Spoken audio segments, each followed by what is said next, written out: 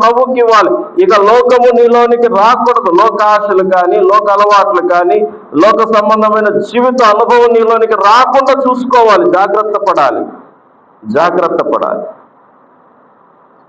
అప్పుడే నీకు దేవుడు దొరుకుతాడే కానీ లేకపోతే నువ్వు అడగకపోతా దేవుడు నీకు దొరకడు. అడగంది అమ్మైనా బో పెట్టదంట, పెడతాది. ఎప్పుడు